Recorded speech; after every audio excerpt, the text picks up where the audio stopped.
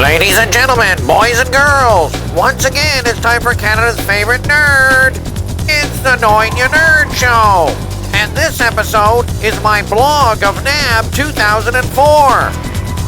The fabulous Las Vegas Convention Center was home to this year's National Association of Broadcasters Conference. Being the largest electronic media show in the world, and with almost 100,000 people attending, it's a great place to create a blog. This year's attendees were asked to go beyond, so it's lights, camera, and action time. So let's go beyond and see what the exhibition floor had to offer. With Hollywood within driving distance of the convention, cameras are always a great place to start at NAB. Here, people take their cameras pretty seriously. There are more devices for mounting and moving cameras than at any other conference that you can attend.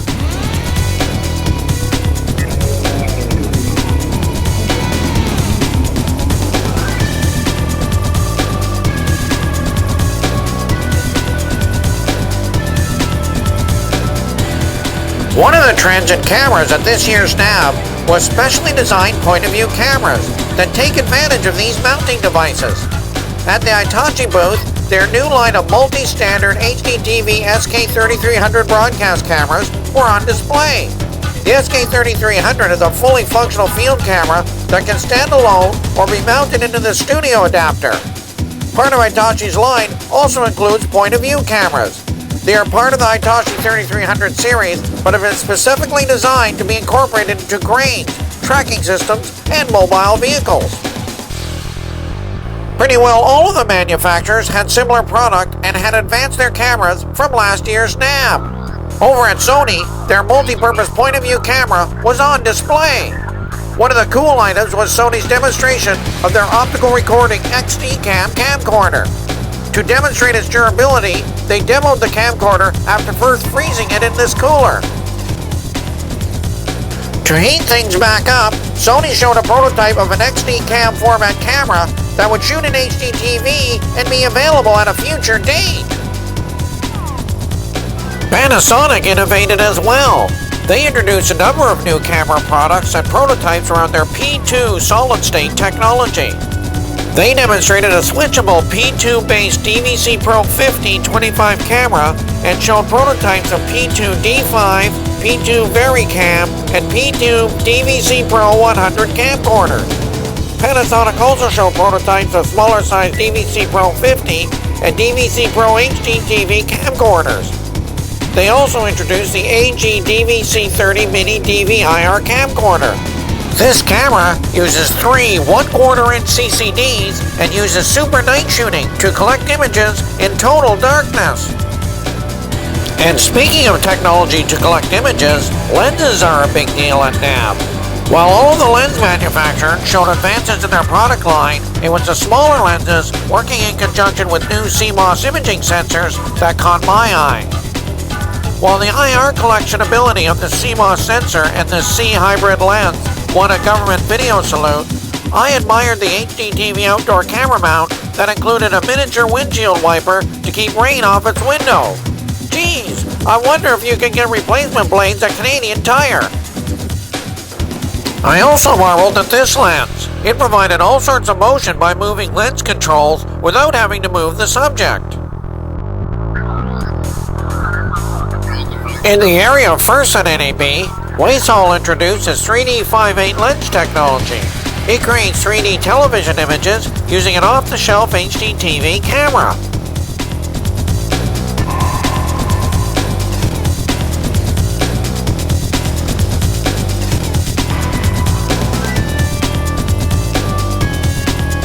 Always of interest is what's happening with wireless cameras. These small cameras only require a 9-volt battery to both power the camera and the transmitter. For more rugged wireless applications, XVD and BHA Corporation were demonstrating their compression software. It transmits television using their Camcast system that compresses, transmits, receives, and plays XVD files at full D1 quality. It can be sent over Wi-Fi 802.11g. The company also unveiled Camcast HV. It's a DSP-based hardware platform that compresses HDTV content in real time to under 4 megabits and provides streams for internet distribution. At NAB, the value of compression means different things to different people, and it has a variety of applications. Real Media showed Real Media 10 displaying high-definition content and the ability to generate the media on a Macintosh platform. At the Microsoft booth, Windows Media 9 was focused on IPTV applications and Windows Media 9 HD, known as WMV HD. Smart Video showcased their technology that sent Windows Media 9 to a variety of devices, while companies like Digital Rapids, Teria, and Inland Technologies provided additional tools that work with Windows Media 9.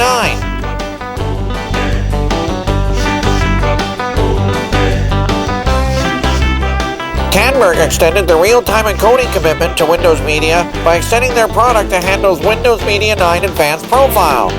In addition, they launched a new Canberg EN5930 encoder for MPEG-4 Part 10 AVC.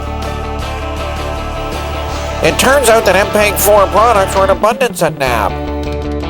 And Vimeo showed their new broadcast-grade Vimeo 4Caster encoder and their 4View decoder. They passed on a Vimeo-generated MPEG-4 signal through a satellite service, encoding the content in real time at 1.2 megabits per second. 1.2 megabits per second is half the bandwidth of traditional MPEG-2 signals sent through the satellite system. And Vimeo also showed an MPEG-4 conferencing system targeted at business and education. Even Ahead Software, manufacturer of the popular Nero CD DVD burning software, was on the MPEG-4 bandwagon. It announced Nero Digital, a package that creates MPEG-4 media.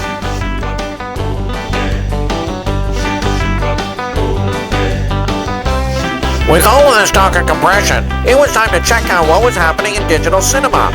Again this year, Delsa showed up with their cool and streamlined 4K Origin camera. They announced that it will be commercially available in November, and that SGI is developing a multi-terabyte data recorder for the camera. Thompson Grass Valley was showing their Viper Filmstream camera and workflow in operation. Using this device, the data stream originating from the Viper Filmstream could be instantly stored, backed up on a second drive, and later ingested as a digital intermediate through its swappable hard drives or via this data backup tape. The unit also allowed for playback to a dual HD SDI monitor. Operators could add metadata on the fly and control its operation via their Pocket PC. Now that's innovation. To playback digital cinema, Cubis was showing their Acuity system.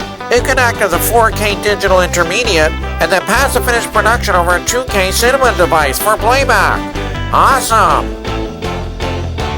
To close the loop, Laser Graphics was showing their nifty line of film recorders. The unit would take your finished electronic production and transfer it over to film. It made use of their cool film recorder software that allows one to tailor-make the frames as the electronic images are written to film. With television media becoming data-centric, asset management is becoming increasingly important. This logging system uses closed captioning data coupled with image recognition to log all of the incoming material and create a database for its retrieval. However, some new technologies are starting to emerge that have impact in this area. In the area of captioning, Enco's Encaption system was a showstopper. Using voice recognition only, it's able to create accurate closed captioning in real time, making it ideal for live news and sporting applications.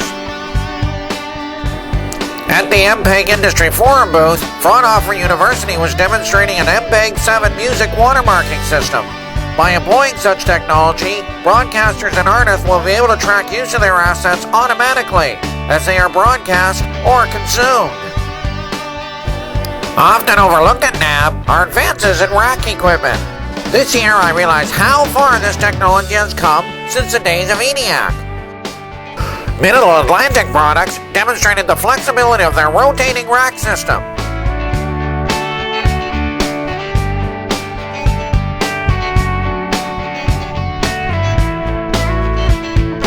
They also have a rotating system that can be built into millwork. And this track can be used to hold the system when it's removed from the wall.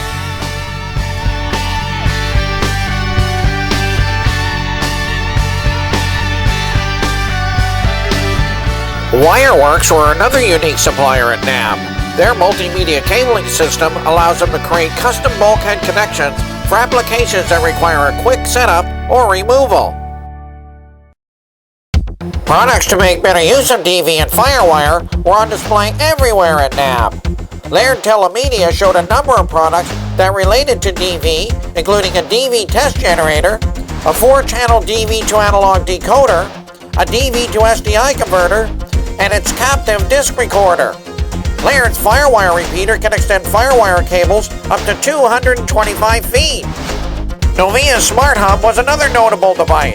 It's a switchable IEEE 1394 DV6-port hub. By making use of its technology, it allows for a single FireWire VTR to be switched and shared between 5 workstations without bogging down the network. Novia also showed innovation with their Fire Switch. It allows for 4 non-synchronous DV devices to be connected and switched glitch-free. Neat! There were tons of display products in the booth this year. However, once again, NAB proved that bigger may not be better. Panorama won a broadcast engineering big hit with this display. It's a display that can monitor 8 signals, taking up only 1 unit of rack space.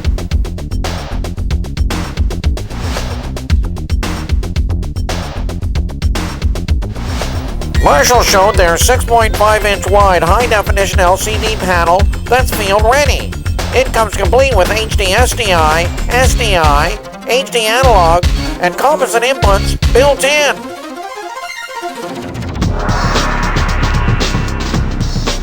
It's a mirror. It's a TV. It's Philips Mirror TV. Awesome.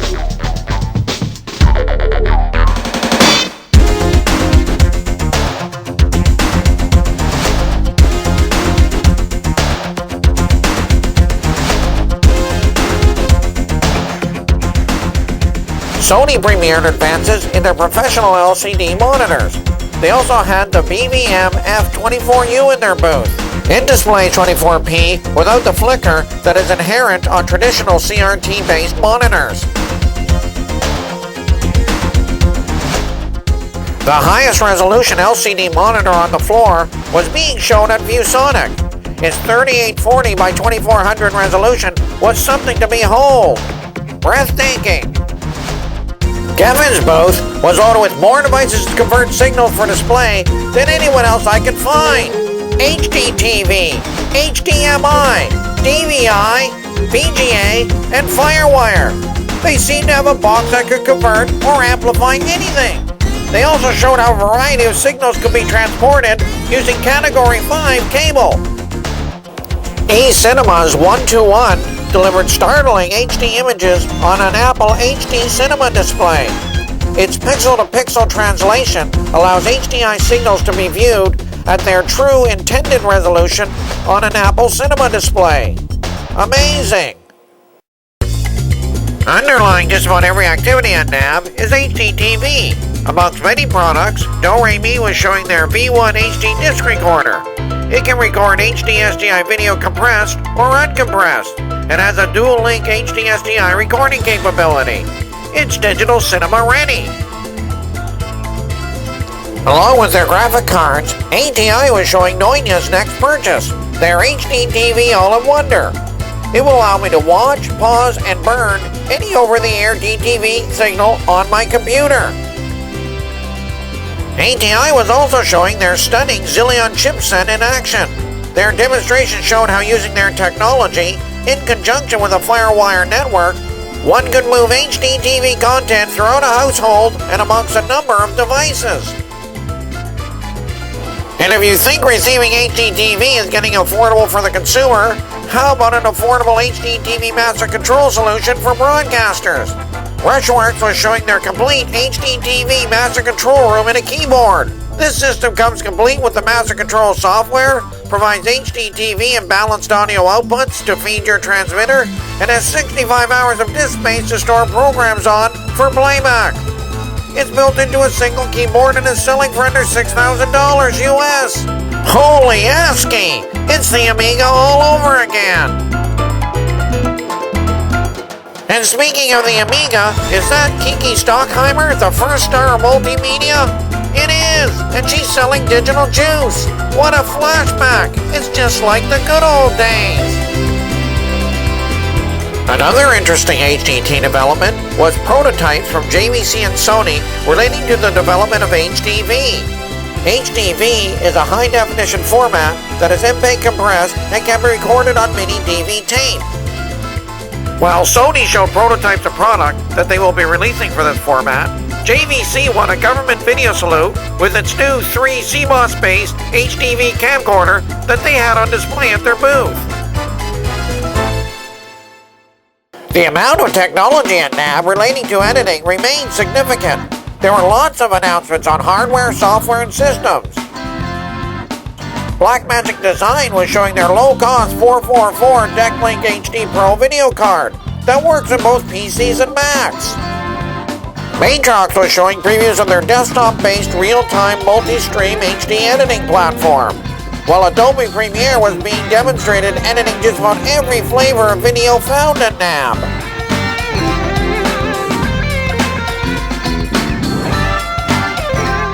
Apple announced Final Cut Pro HD that works in conjunction with a new DVC Pro HD deck announced by Panasonic. Final Cut Pro HD makes use of the DVC Pro HD codec, and the new Panasonic VTR allows for IEEE 1394 transfer to and from Apple's G4 and G5 computers. 100 megabit per second DVHD over IEEE 1394? That's awesome! Apple also announced that it will be supporting the new HDV format through Final Cut Pro. And to show server power, Apple demonstrated the power of the new Xan server by serving all of the media required by their huge booth at NAB 2004 from this single server. Out of sight!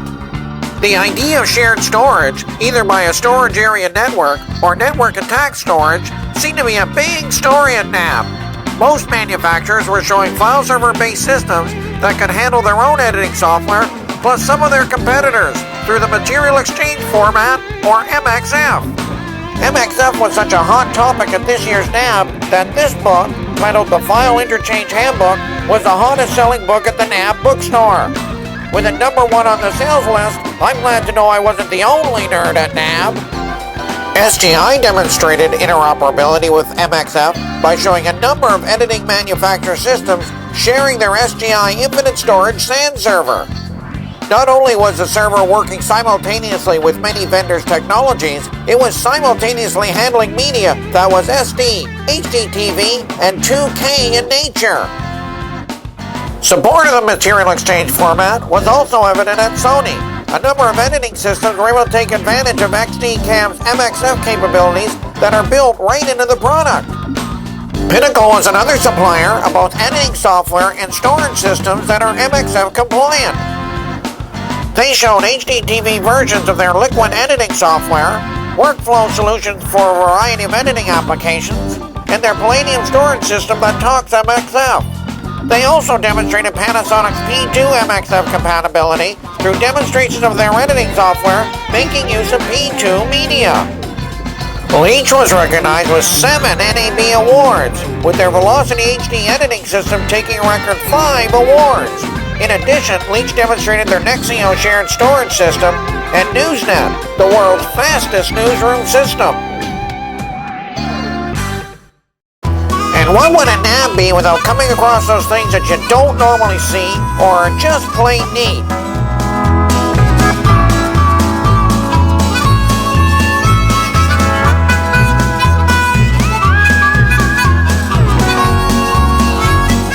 This digital vinyl turntable on display at the Pioneer booth was kinda neat. It allows me to scratch my DVDs the next time I do a DJ gig. Transvideo was showing their high brightness monitors that are ideal for highlight situations. With the light pointed directly at its display, it's clear how a normal monitor is washed out, while an image can be clearly seen on the high brightness monitor. Nonya's pick of the show was Apple's Motion software. It's a program that creates title animation in resolutions that include HDTV. What's really neat about it is that it gives the user the ability to interact with the software via mouse gestures. This is something that even Nonya had never seen before.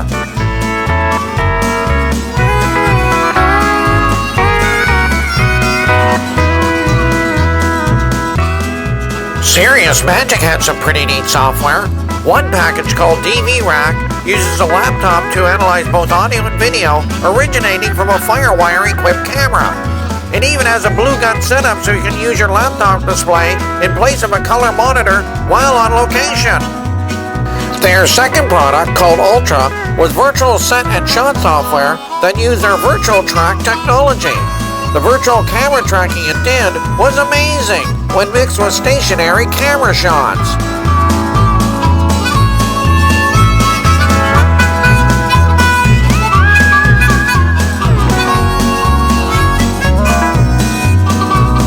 Everything is so computerized that even clock systems use networks these days. Master Clocks were one of many manufacturers showing their clocks that can be driven by a time code or IP using network time protocol. 360 Systems Image Server 2000 is a recorder and video server for television broadcast and production. It provides 3 simultaneous video channels, 12 audio channels, and stores up to 100 hours of MPEG-2 video on an internal RAID 5 disk array. It supports FTP transfers in MXF over Gigabit Ethernet. What economy! Another neat product was this hydrogen fuel cell system for powering cameras from Jadu Power Systems. The technology works by first filling up the cylinder with helium and then placing it in its fuel cell adapter battery mount.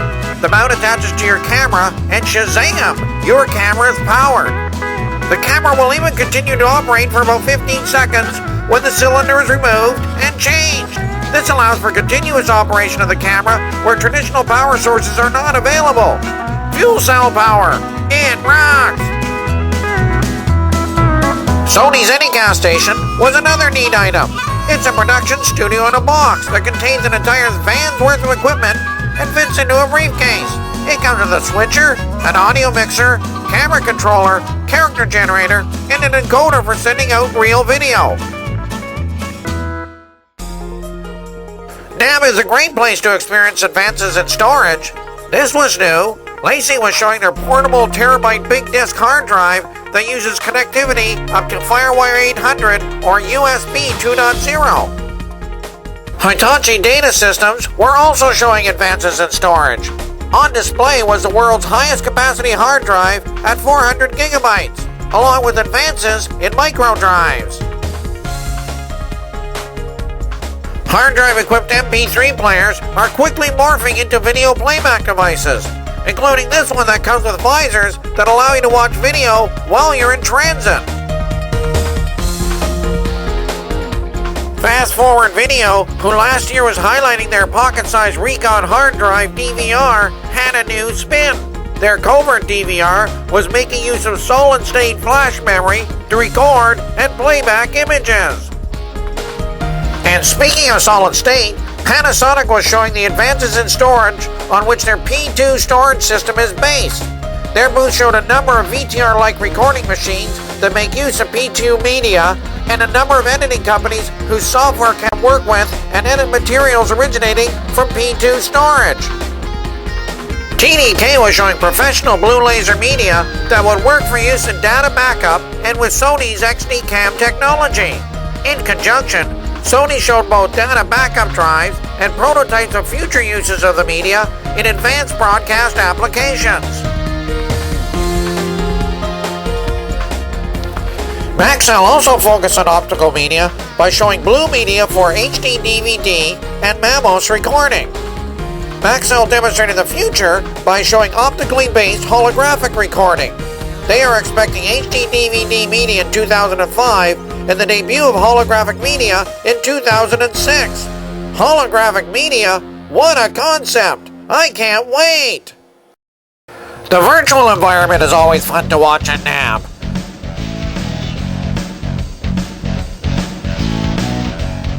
This system, called Blue Eye, uses a pedestal-based sensor that reads digital mapping information from floor patterns to determine camera location. It also uses this Vision 250 IT Vinton head that employs electronic positioning encoders that provide precise, real-time digital positioning of pan and tilt. Vinton was also showing a virtual set system at their booth. It had advanced real-time ray tracing built into the software that allowed for an amazing look to their product. Well, that's it for my narrated blog of NAB 2004. But here are a few more quick images of the multitude of things I saw at NAB 2004.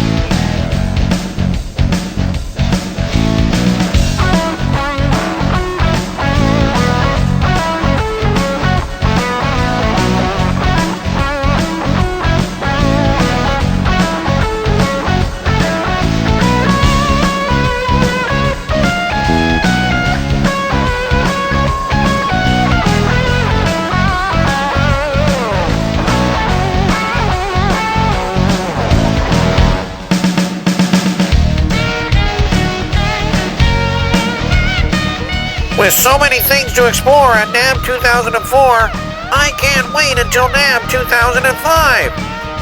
So until next time, this is Nonya Nerd, Canada's favorite nerd, saying so long and keep on blogging.